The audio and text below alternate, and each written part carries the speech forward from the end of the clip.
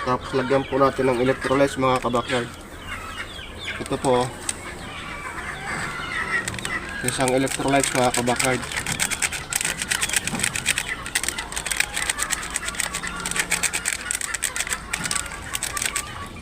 Tapos kaunting mikos-mikos mga kabakyard. Lagyan natin kaunting tubig mga kabakyard.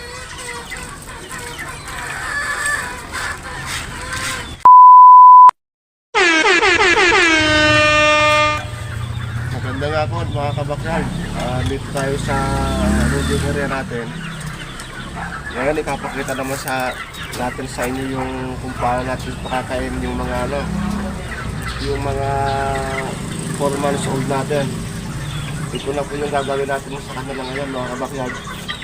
Yung kanilang patuka-aluan natin. Mais, i-mix na po natin.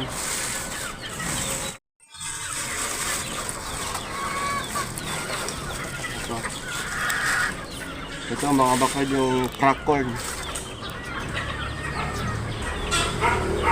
Ayan. Tapos ugasan muna natin mga kabakyard. Ayan. Para step by step makikita talaga nila paano natin pinapakain yung ating mga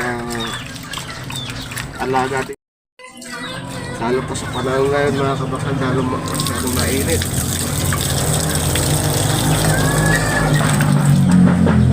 Ayun talaga yung gagawin natin mga kabakyard.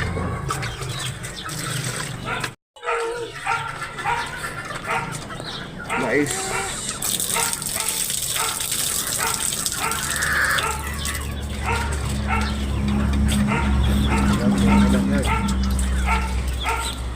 Ito, mix na natin yung ating patuka sa kanila.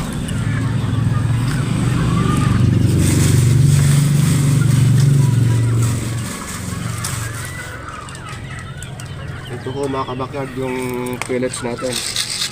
2,500 din. 2.5 Integra.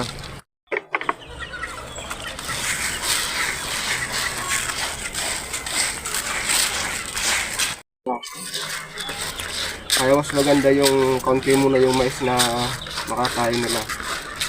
Baka bigla yung kanilang butche, baka hindi sila silaw. Tapos lagyan po natin ng electrolytes mga kabakyard. Ito po, isang electrolytes mga kabakyard.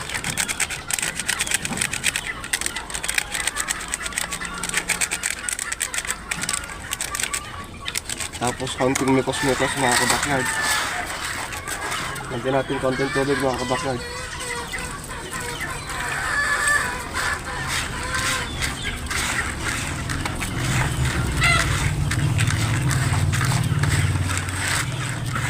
Ayan. Ganoon lang kasimple mga kabakyard.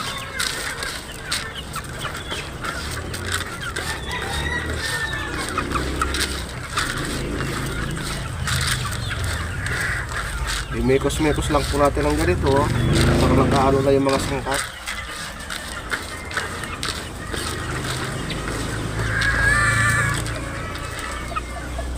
Tapos bibigyan natin sa kanila.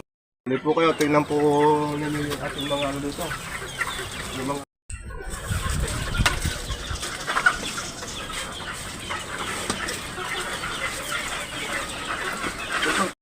ating mga alaga, medyo makulit na.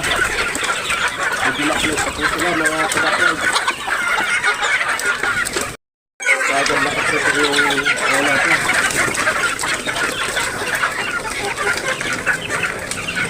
Ito mga kabakyard.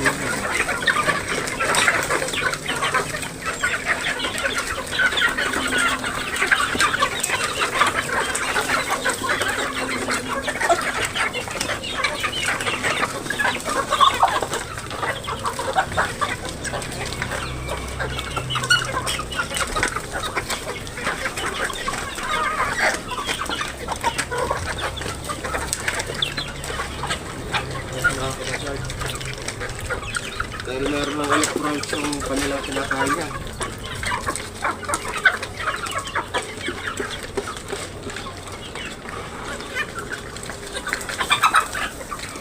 Bukas mga kabakal, lalagyan natin sila ng ano, tali sa paa. Limon tayo, yung malaki. Lalagyan natin sila bukas ng umaga. Ayun. Masasabaw na naman natin. Para kainin.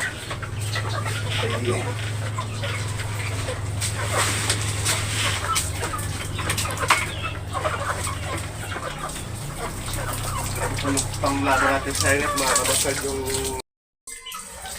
may bubong. Kaya kailangan palagi natin babasahin para fresh pa sila sa kagabi.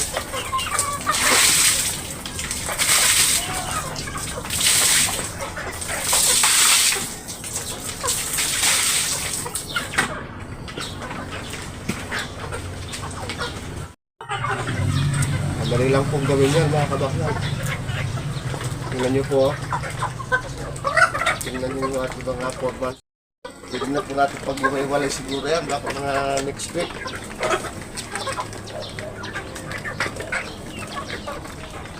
Hindi mo na, laki na po sila.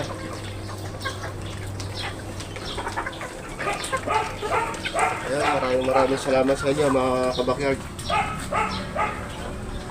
Sana patuloy nyo pa rin supportan yung page natin. At saka maraming salamat po doon sa mga viewers natin at saka sa mga followers natin. Sana patuloy nyo pa rin supportan yung page natin mga kabakyard. Tsaka po yung page natin ng RKK23 mga kabakyard. Ano na po yan, malapit na po tayong umabot ng 10,000 doon. Konti na lang po. Sa atin rin din pong ano yan, sa atin din pong pension. Yung ginamit natin kagawing mag-live. Kaya po doon po tayo nagla-live. Kasi po ano